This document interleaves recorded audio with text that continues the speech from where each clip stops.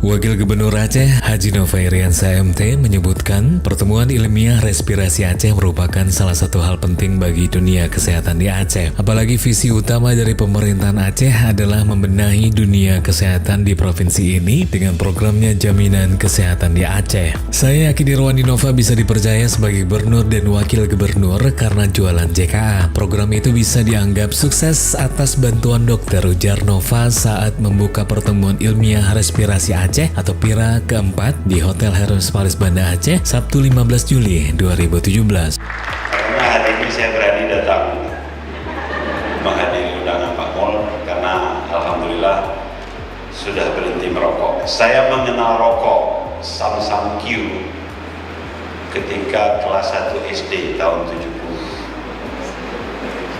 Sekarang tahun 2017 berarti 47 tahun. Selamat, saya belum kena penyakit paru yang akut dan belum kena penyakit paru. Padahal sudah memulai merokok sejak kelas 1 SD dan berhenti 5 Juli 2017. Terima kasih ke para dokter paru yang terus mempengaruhi saya untuk berhenti merokok.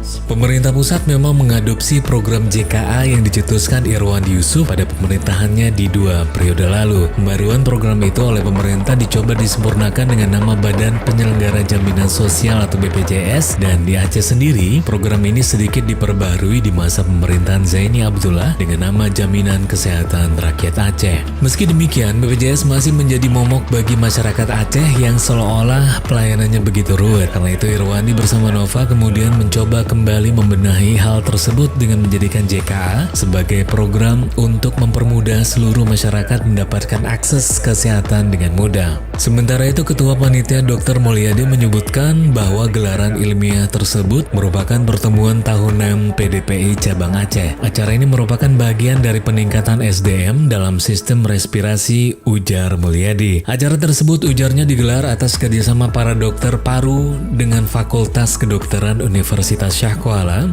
dan Rumah Sakit Zainal Abidin Aceh. Mulyadi juga mengatakan saat ini di Aceh telah ada pendidikan spesialis paru. Pendidikan serupa diketahui tidak dimiliki oleh semua provinsi di Indonesia. PDPI Aceh menargetkan dalam 10 tahun mendatang Aceh bisa menjadi pusat pendidikan paru terbaik di Indonesia.